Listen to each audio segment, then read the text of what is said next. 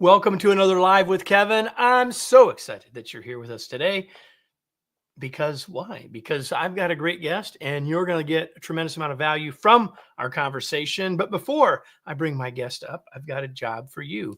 Number one, I want you to say hello and tell us where you're from and do that in the comment sections on whatever social media platform you're on. If you do that, that'd be awesome. That's kind of for me, but it's also kind of for you because I want you to get used to using your fingers. Let your fingers do the walking for the next little while, because while you're here, I want you to imagine that you're joining my guest and I for a cup of coffee. So like if we were sitting around a table, if you had a question, you'd ask it. If you had a comment, you would share it. If you had an idea, you would offer it. You would do that naturally. So why not do that while you're here? You're not actually at the table with us. Hint, I'm not actually at the table with my guest either. So the magic of social media allows you to ask those questions, share those ideas and comments. I hope you'll do that. It'll make a better podcast eventually and a better conversation right now. Given that, you can see up over my shoulder that this eventually will be an episode of the Remarkable Leadership Podcast. So I'm going to break now that I've welcomed you who are with us live or later. I'm going to set this apart for what will eventually become the podcast. So Marissa, this is for you in 3, 2, 1. Leaders are in the influence business, and that's our focus today. Influence, the practical sources of it and how we can make it a part of our work as a leader and how that takes us where we want to go. I'm confident you're going to like where we end up today. Welcome to another episode of the Remarkable Leadership Podcast, where we are helping leaders grow personally, like you, to grow personally and professionally, to lead more effectively and make a bigger positive difference for their teams, organizations, and the world. If you're listening to this podcast, welcome. In the future, you could join us for live episodes on your favorite social media channel and get all of that information, that juicy, wonderful, valuable information you're going to get today sooner, several weeks sooner in most cases. You can find out when those live episodes are taking place so you can join us and even interact with us by going to our Facebook or LinkedIn groups. Just go to remarkablepodcast.com/Facebook or remarkablepodcast.com/LinkedIn. And when you do that, you'll be plugged in and ready to go. Today's episode is brought to you by my latest book, Flexible Leadership: Navigate Uncertainty and Lead with Confidence. It's time to realize that styles can get in our way and that following our strengths might not always be the best approach. In a world more complex and uncertain than ever, leaders need a new perspective and a new set of tools to create great results for their organizations and teams. That's what Flexible Leadership can do for you, even in a complex and uncertain world. Learn more and order your copy today at remarkablepodcast.com/flexible. And with that, I'm going to bring in my guest, let him join me on screen. I'd say on set, but there is no set. His name is Jake Thompson. He is a leadership performance coach and the Chief Encouragement Officer at Compete Every Day, a brand he started in 2011 by first selling T-shirts out of the trunk of his car. More on that in a minute. He has spent more than a decade working with leaders and organizations worldwide on how to get better results for themselves and their teams. Through his entrepreneurial sales experience, client work, and research, Jake has built a proven CED framework that helps leaders improve their grit, productive habits, and leadership skills to create more positive influence in their organizations. He's the author of Lead Better Now, a practical guide to increase your influence as a leader, as promised today. He has been featured in Forbes, Inc. magazine. He hosts a podcast with over 2 million downloads and has directly impacted over 85,000 ambitious leaders. He lives in Dallas, Fort Worth, the Metroplex, with his wife, Alina, and their kids, aka rescue dogs, Sugar, Donut, Snacks, and Pop-Tart. There seems to be a theme about the dog names. Jake, welcome. So glad that you're here. Thanks for having me, Kevin. Yeah, it's funny. The last one, Pop-Tart's our puppy. He's about 1.5 years old, and he went without a name for a good 3+ weeks as we could not decide. I was trying to go off the sweets route, and my wife was like, we got to stick with the theme. We got to stick with the theme. So Pop-Tart is his name. Well, if it was a she, it could have been Little Debbie, I suppose. That's a good one to add in the mix for now. I could give you a list of what you need more if you need more dogs, Jake. Hey, listen, I'm so glad that you're here.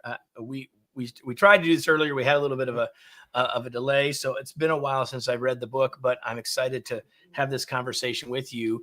Tell us about the journey to a book. I guess we'll say, I'll ask this in two parts. Number one is, when you were a kid, you probably didn't think you'd be doing what you're doing now. And second of all, when you started selling t-shirts out of the back of your trunk of your car, you probably didn't think you'd end up writing a book, or at least that wasn't maybe the first thing in your head. So tell us just a little bit about the journey that gets you right to here. Yeah. So interestingly enough, no, I never had any desire to write a book. Growing up, I thought I would be Jerry Maguire and going the sports agent route. The journey to writing a book is actually pretty interesting. So my first book is called Compete Every Day. And I was told for years I should write a book. And this is while I was traveling the country. We were working expos, races, events, selling the merchandise and apparel, working with retailers. And I just kind of put it off. Like a lot of leaders, I was going through that imposter syndrome of like, what do I have to say? Like, who hasn't already said it? What's out there? And in 2017, 18, we started shifting our business, really going from the apparel and me loosely talking about this mindset and how you cultivate it on blog posts and social media posts, to really training people and coaching a lot more people in that way. And so as we made that shift and getting into the speaking realm, it just made sense to have a book out there that explained what we believe, how we go about it, what it looks like to compete every day. And so that first book released right in the middle of COVID 2020. So it was great from that standpoint. But then, it's kind of like the follow-up. You put a lot of pressure on yourself that the next one has to be better than the first one. And you compete every day. Because you compete, right? Yeah. And so I struggled for a good 2.5-ish years of what's the next book about. Went down a few paths, didn't really get excited about it until the story that I opened this book with, when my wife walked in my office upset and just kind of devastated at what was going on in her career, and not feeling like she knew how to lead. And she was the only one who didn't know how to lead. She'd never been taught it. And she was kind of in that drowning phase of leadership. And as we have the conversation, I'm like, oh my God, this is the book. This is the book. This is the same conversation I'd had with clients. But it's funny. It's kind of like parents, right? Parents will tell their kids the same thing over and over and over again. Goes in one ear and out the other. Some random person out there says the same thing and it clicks. And for me, I'd had these conversations with my clients, even though most of our work was focused on culture, on high-performing habits, on mindset. This whole leadership concept kept popping up of struggles with training. And I was like, man, this is it. And so I just kind of dove into writing this book. And I tell people it's not as glamorous as you think it is. It's 500 to 1,000 words every single day until the first draft is done. And that's pretty much the process. Well, I'm glad that you wrote it. And as you know, from the title of our conversation, that I want to focus on influence, which is obviously one of the keywords in the subtitle of the book. But before we go there, one of the things that you say early and often is that it has to be about leading self first. Why? Ultimately, leadership isn't about us. And yet, who we are has a big impact on how we lead. And so say more about that from your perspective. Why leading self? Why do you see that coming first? I mean, how many of us have been in that spot within our career where the person is do as I say, not as I do? And how rough is that experience, right? It feels super hypocritical. It's not the best setup for us. And so we always feel hypocritical. It's like the definition. Very much. Right? And so you have to lead yourself, because what we're trying to do, right, when we're cultivating influence with others, is we're asking them, encouraging them, coaching them up to a new standard of excellence. And if we're not living at that standard, our words do absolutely nothing. The other aspect of that is it's, I would say, impossible to influence people by being just like them. Nobody looks at someone who's exactly like them and says, oh yeah, I want more of that. They look at people who are achieving more, who seem to carry themselves differently, who maybe aren't battling the same challenges they do. And so that requires us putting ourselves in a position to lead ourselves and continually grow in order to start to really earn that opportunity to influence others in the direction we want. Just the same, there's negative influences all the time, and we see that. But more often, that's when people don't lead themselves. And you see that almost cyclical within organizations, to where you have managers and leaders. And I use those terms very distinctly because they are. You see them fail to lead themselves, and it's all talk and what you should do and the standards you should have. But me, those don't count for me. And so it creates that negative influence within the organization too. And so everything for us foundationally starts with the idea of competing with yourself, which is the idea of getting better than you were the day before. And then from there, you can start to do the things that actually help you cultivate positive influence, as we would say. So you mentioned just now the difference between managers and leaders. Describe that difference for us from your perspective. Yeah, from my perspective, management is task-oriented and it's role specific. You have people that directly report to you. You're responsible to make sure that they get their tasks done. Leadership, though, is more of a mentality. And it's the idea that I want to help create other leaders. I want to cultivate more people.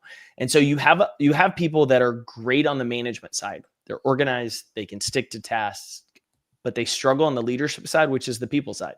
They struggle having tough conversations. They struggle to give feedback in a way that actually coaches people up. They lack some of that EQ and curiosity. They're great managing. On the flip side, you have people with great leadership skills that are not in a management position. They do not have those direct reports. And in organizations, though, those people can still lead and influence others, even though people don't directly report to them. I think, some of my work has been as a fractional performance coach within some sales organizations. I don't have direct reports, but I'm still a leader within that organization of how am I coaching and developing different people, adding value to them and helping them do their work and honestly life more effectively. And so we see those differently. And I say that because a lot of people seem to believe once you're promoted into management, you're just automatically a leader. And you are perceived as a leader, but it is a very different skill set. And we see a lot of really good managers that are really poor leaders. And that creates issues over the long term of someone's career when they confuse their management skills with their leadership skills. So you mentioned something a minute ago, Jake. Very specifically, you said something about competing with yourself. And there's a lot in the book about that idea. I'd like you to dive into that a little bit more. What does that mean? What does that look like for me in my daily work as a leader? In what ways do I need to compete with myself? And what are some strategies that I could employ to do that? Yeah, so I'll step back before we dive into that to kind of paint a scene for everyone. We're in the process right now. My fourth book is getting ready to launch next year. And a lot of that basis is some of this conversation, even though we get into it and lead better now and compete every day. But what the research shows, and more specifically, a very recent study in the last couple of years, showed that people who are intrinsically driven, they're driven to grow, to improve. It's them versus them. It's me versus me every single day. They fare far better mentally and even externally outcome driven. Externally outcomes achieved, right? Goals achieved, right. Process, things like that. They fare far better than the people who are externally driven, the ones who are only driven by the money or the promotion. So the people who are like, hey, I've got to beat you. I've got to take you down. I've got to prop myself up. In the long run, those people perform less, achieving in their goals. They perform more poorly when it comes to their mindset, their mental health, than the people who actually do the work of competing with themselves. In elite racing, the top performers in the world are intrinsically driven to compete and push themselves to see how much better they can do. The ones in the mid-tier, not the best of the best, the middle ground, they're extrinsically driven to beat a competitor or someone else. So to set the stage with that, to show the research shows this idea of every day competing with your past benchmarks, your past records, your past comfort zones is what's most effective. And when we look into the definition of compete, it says to strive to gain or win something. And we often confuse the definition with me versus you and the outcome, the wins. But we know as leaders, we don't control outcomes in life. We only control our inputs. And that is that striving every day. So as a leader, waking up to say, how can I compete today is really asking myself, how can I strive to be a better leader? How can I strive to be a better spouse? How can I strive to be a more impactful person within my organization? Because at the end of the day, it's about our intentionality. You can't go through the motions and improve. You have to be intentional and purposeful in your movement. So as a leader, it's asking yourself, where am I not communicating more effectively? Like, which of my team members do I keep having to give the same advice to over and over again? Is it my advice, or is it the fact I'm not asking them questions, right? Where am I not raising the bar? Where have I found myself comfortable, right? I feel like I'm just clocking through the motions. What is something I can do to improve how my team works, how I run meetings, how I handle client presentations or prospect meetings? These are just questions every day to ask yourself, to go into the day to be more intentional, to look for those rooms for improvement. And that's what it looks like, right? It's not this overly complicated formula. It's pretty simple, but simple doesn't mean easy to execute. And we get easily distracted. We get caught in just a rhythm of life, of going through the motions, because life is so busy that we fail to be intentional with how we want to go about our day and intentional with where we look to improve. I want to highlight for everybody something that Jake, he didn't say it directly, but he implied it. And that is, if we're going to be intentional, and you laid out, Jake, a bunch of very specific things that we could compete against ourselves about. But what has to happen in front of that for everyone to make sure that you get this is that you have to be reflecting. Like, if you're not reflecting, you can't become intentional about what it is next. And if you don't sort of know what your current benchmarks are, even for things that are harder to measure, like how good was my last meeting, if I want to make my next one better, all those things. So there's a piece of self-awareness and a piece of self-reflection here that has to happen on the front end of all of this. Anything you want to say about that before we go on? Yeah. So there's two key pieces in our frameworks that we currently work with teams on. The first is what you talked about. It's clarify the game that you care about winning, right? At work, what's the game you care about as a leader? What is it? Trying to be the most impactful leader? Is it developing your people so that they all get promoted and continue to grow? Is it, whatever the case is, you want to know the game you want to play. So then you can start to identify, what does world-class and excellence look like there, right? We're not basing it off of, like, what is the best leader you've ever met in your life? What do they do really well? Like, what are the habits and behaviors that they do? Not to compare yourself and beat yourself up for not being at that level, but to identify, if I want to grow, what are the standards they have? The second part of that, and this is where people tend to get surprised, is because my brand is compete every day. And they're like, man, you got to be working every day. I mean, no. There's aspects of this, right? You're competing in the workplace, but when you clock out and you go to your kid's soccer practice, you're competing against scrolling social media or your emails or your cell phone while your kid's practicing and you're watching them. Like, there's intentionality in every venue. But there's a key aspect in our framework of take time to review, reflect, and rest, right? You have to do that. And the big piece of that is each day, we prescribe it every week, an exercise called start, stop, continue. We talk about it in the book of, like, every Friday, just reflect back on the week. What's something you didn't do you should start doing next week to be more successful? What's something you did do this past week that actually hurt your progress, your behaviors, relationships, that you want to stop next week? And then what's one thing you're doing well to continue? This builds our confidence and increases it. But it also puts you in a position next Monday to compete with last week's version by saying, I'm starting this, I'm stopping this, I'm continuing this. On a very other end, as we talked about a meeting, like, how do I want to run a meeting better? How do I want to do a one-on-one better? It's just asking yourself 3 quick questions. And I give this to someone if they're doing sales calls, if they're leading people and managing a one-on-one session, if they're training a team. Regardless, it's just 3 questions afterwards. What did I do well? Even if you absolutely bombed, fumbled over all of your words, what did you do well about setting up the meeting, preparing the meeting, whatever it was, you did something good. What do you want to do better next time? What's one specific thing you want to improve on? And how will you ensure you improve on it? What are you going to work on? How are you going to plan it? How are you going to prepare it? If you get into that rhythm of reflection after meetings, after important situations in your career, even after a date night you take your spouse out on, of like, hey, what did I do really well tonight? Next time, what I want to do better, I want to be more locked in. I noticed I was paying attention to my phone instead of putting it on do not disturb. So next time I'm going to put it on do not disturb. Those are very specific tactical things that over time, you start stacking those little choices and those reflective moments. Great things can happen over the course of a month, a quarter, a year in your career. You just laid out 3 questions to ask ourselves. And one of the things you talk about in the book is this idea that we, as most leaders, to which I would agree, are not very good at giving feedback. Why is it? By the way, those 3 questions are a pretty good place to start. But why is it that most leaders aren't very good at it from your perspective?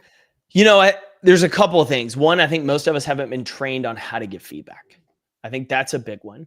I think another aspect I should say is kind of as a part B to that is most of us struggle to receive feedback because we attach our identity so closely to our work and our worth. And so anything that's a critique of how we work, we see as a critique of who we are. And so our ego is in full protective mode at that point. We get defensive, we make excuses, all of those things. The other aspect of it is most of us are just going with what we think or what we've been told, which is the crap sandwich, right? I tell you something good, I tell you the bad news, I tell you something good. And all of the research shows people either forget the bad and only focus on the good, or they forget the good and only focus on the bad. It actually doesn't work. What works more effectively is a seesaw. It's balancing the feedback. That means, Kevin, if I have something I need to talk to you about that you've not been meeting the standards or there was a mistake made, Yep. I need to also come to you with something very specific you're doing well. And this is where we miss the mark, because typically it's like, hey, the joke I always make is like, my wife can tell you 11 years ago when we were dating, something I said on one of our dates that she was like, I don't know if I can date and marry this guy. But she paints it like we were on Dallas North Tollway at Frankfurt. We were at Mikosina. You just ordered a Mambo taxi. Then you said this. And I thought, oh my gosh, I don't know about this. And I called my girlfriend. I talked to like, she can paint the picture beautifully, even though it's been over a decade. And we do that with our negative feedback. We can tell you exactly where you were, what you did, what time it was, all of the things. But when it comes to good feedback, we say, you're doing a great job.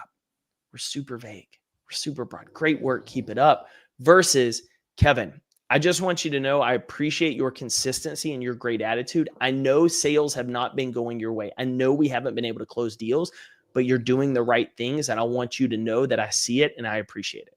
Like, that's a very specific point of positive feedback. And that's where we miss it, right? We try to soften it, right? We try to go around it. We try to do everything except balance it. And the one thing I'll say on that note is, as a leader, the most selfish thing you will ever do is withhold feedback because you're worried about hurting someone else's feelings. Because the fear is not hurting someone's feelings by giving them feedback that could help them improve. The fear is they're going to look at you differently from a social dynamic. Yeah. And you're more worried about yourself. I wrote about this just today. Well, it came out today about the difference between being nice and being kind. Actually, to give people clear, specific feedback on what they're doing well and how they can improve is being extraordinarily kind. But being nice is, I'm afraid to say that. I'm afraid to how they're going to feel or how they're going to feel about me. And like, our grandmas told us to be nice, and there's nothing wrong with being nice. It's just that it's not the same as being kind. And we as leaders can give people very specific corrective feedback and do it in a kind way, and have it actually have a much better chance of success, right? Very much. Very much. The other thing I want to say about the sandwich, and I talk about the sandwich a lot as well. The other thing I would say is, for everyone is listening, what Jake said, like, so often the positives on the outside of that sandwich are squishy and fluffy, just like the bread.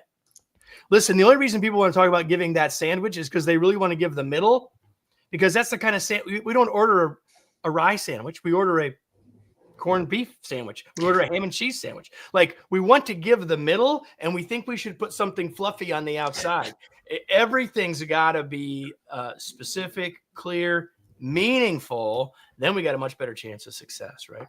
Absolutely. Without a doubt. I mean, the beauty of it, right? If you think about a team member, think about being in your shoes. The only way we typically improve is through coaching and feedback, at which point we improve our reps. We get more feedback. We improve our reps.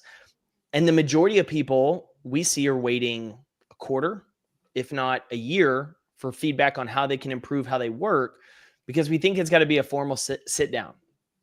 But if we think we want our teams to work better, then why wouldn't we speed up not only our rate of feedback, but why wouldn't it be one of our core concentrations to improve how we give feedback? And here's the thing, all of your employees are different. All of your direct reports are different. Some people love hearing the very positive, specific feedback in front of their peers. Like, they really appreciate that. Some people, culturally, personally, their preferences hate it. And so you've got to know your people to figure out what's the best way to let you know what I see and how I appreciate you. I think it's really important to praise peers and front of each other because you're calling signals to what's important to our culture, what's important to our values. But at the same time, some of your team members are really going to hate that. And so getting to know, like, how do you best want feedback, both good, constructive should always be a one-on-one setting. You should never have some of those conversations where it could be embarrassing to the person in front of others, but the positive feedback, find out how they want to receive it so that it goes even further when you give it to them. And I would say that, to your point, when you want to use that as a way to signal for others, I've had people that I know what their first preference would not be for it to be in public. Yeah. But I'll tell them, listen, I'm going to share this about what you've done. I've already given them the feedback. Say, I'm going to share it again. Here's why I'm sharing it. You've now already heard it in a way now in my head, because that's the way I know you'd rather get it. I'm going to share it again, but here's my intention in doing that. And I don't want you to take that incorrectly. I want you to see that as only positive, but make it focused more on what they did than who it was. If you're only doing it once, you're trying to do both those things at once. And that's when people get uncomfortable, right? Very much, very much. One of my coaching clients at a global company was talking about, he'd praise everybody publicly. And one of his team members was like, hey, listen, like, I don't want that. Like, I just tell me I did a good job one-on-one like this. And he was like, oh, and to your point, he realized like he was trying to do both of like reinforce the culture and praise them, but she did not want that type of praise. And so he talked about, okay, cool. I'm going to look for other people doing the same thing that I know love that I can tie in. But on occasion, I'm going to designate and praise you in front of your team, but majority is going to be one-on-one. And to your point, I'm going to tell you why I'm going to do it in front of everybody else, is because I want your behaviors to be modeled by more people. And so I've got to show its importance to them. So yeah, I love that from you, Kevin. So we've had a conversation that I titled Being About Influence, and yet we haven't used the I word very much. And yet if people have been paying attention, the whole conversation has been about influence. But before we sort of go into the last segment of this conversation, Jake, is there anything else that I missed or that you really want to say about influence specifically before we start to wrap up? Yeah. So influence is kind of that outcome that we don't, we cultivate. It happens. It's kind of like planting seeds for crops. My grandparents were farmers out in West Texas, dirt plains of West Texas, as I laugh. And you think about them, their responsibility was to work the land, prepare the soil, plant the seeds, water the seeds, fertilize, try to get sunlight, but they didn't control the harvest. They didn't control how big it was. They didn't control when it came up. They had ideas. Our influence is a lot like that. Most people focus on how can I be more influential and don't pay attention to what are the behaviors and choices I'm making consistently to plant the seeds. And one of the ones that I feel like we often overlook is the importance of relationships and making relational deposits. And we talk about it in the book in great detail, but your people don't care until they know you care. And if you care about them and you show them appreciation and you show feedback, then you're sending signals that you're valued here, that you're a person and not a number on payroll, that you're part of a team. And the research is crazy because between 2021 and 2023, across a few different industries, 70% of people who left their job without another job in hand did so because their manager failed to give them feedback or appreciate them. That's they fired their boss. Yeah, they fired their boss. But that's a solvable problem. And everybody that does HR or finance right now listening to this is like, oh, I know how much that costs. Like that's a huge number because of replacing them and recruiting and everything else. And so knowing that, the first step to all of us, after you lay the foundation of leading yourself, the first step is making investments in knowing your people. Once you do that, that's where you really start to cultivate that influence because you're living at a different standard. You're telling people, I appreciate you, I value you. And now when you start to give feedback, now when you start to do the other things we've talked about, they're going to be more receptive to it because they know you care versus you're just trying to drive me forward to make more money. Speaking of relationship, the last couple of things in this conversation are more relational in nature. And the first of those is, Jake, what do you do for fun? I've got a couple. Movies are a big deal in my household, mainly because it's one of the only places I can kind of unplug my brain. My ADHD brain's always running. I'm always thinking of ideas. I don't even escape it sometimes at the movie. But my wife and I love to go to the movies. once or twice a month on a date night, we'll do dinner where we can talk, and then we'll go to a movie. The other thing Well, I we just love. so you can talk for a while, then you're not talking while you're watching. We talk for a while. Like, you want to have those conversations, because if you just go to the movie, like, you're not really getting that face-to-face time. And so we'll do dinner and then go. But the other one, I just love being active. Like, I work out 5 to 6 days a week. I love signing up randomly for races or events just to challenge myself physically. But that's what I love to do for fun. And then the last, if my wife had a vote, we'd just travel more. The more dogs, the harder travel becomes. That is the problem. So the only thing you knew I was going to ask you is this: what are you reading these days, Jake? So I got 2 going simultaneously. Typically I have an audiobook for when I walk, when I travel, and then I have a physical book as well. So my physical book actually sitting right here on the counter. It's called Better Small Talk. I struggle with small talk sometimes, which ironically you would think I wouldn't, because I have to do a lot of it with my work, but I want to have better conversations. And so I'm reading Better Small Talk audiobook right now. I'm really enjoying Ryan Leake's How to Work with Complicated People. I actually made a recommendation. I see you on there, Jonathan. Thanks for chiming in and watching today. I made the recommendation to one of Jonathan's peers the other day. Is a great leadership book about how to work with complicated people. And I think Ryan Leake did a phenomenal job with it. We'll have the links to both of those in the show notes. We'll also have the link to Jake's book, Lead Better Now. I'm going to hold this up, Jake, while you tell people where can they go to learn more about you, the book. Where do you want to point people? And I'll just hold this up for a sec. Yeah. So easiest place is probably going to be competeeveryday.com. You can find both our books, my podcast. You'll see even some of the merch that we started with way back in the day is still around. But then from there, you'll find a lot of my speaking information as well. If you're interested in learning more. Best place on social is right here where Kevin and I connected, is LinkedIn. You'll find me obviously tagged in this post. If you're listening later, Jake Thompson Speaks on LinkedIn and Instagram are my 2 most active, I will say, channels. There you go. So before I bid goodbye to Jake and all of you, I've got a question for all of you. If you've been here before, you know what I'm about to ask you. Here it is. Now what? What will you do as a result of this? Listening is wonderful. Watching is fine. But what matters is what you will do with what you learned. So if you're like me, you took some notes. Maybe you took some notes about the feedback sandwich. Maybe you took some notes about that last part as we talked about relationships. Maybe there are specific things you want to do in terms of how you will compete against or with yourself. I don't know what those things are for you, but here's what I do know. If you will take action on what you learned today, this will have been way more valuable for you than it would have been otherwise. Jake, thanks for being here. It was a pleasure to have you. Been looking forward to this conversation. Thanks so much for having me, and sorry for the tech difficulties we had last time, but man, I'm glad we got it working today, and this was great. Things happen. Things happen. You know what, everybody? If you enjoyed today, do 2 things. Number 1, make sure you're subscribed wherever you're watching or listening so you don't miss any episode. And number 2, if you really love this, invite someone else to listen. And then you can share with each other your now what's and hold each other accountable for those improvements. That'd be a fabulous thing to do. And then you'll be back. You can be back with me next week for another episode of the Remarkable Leadership Podcast. Thanks, everybody.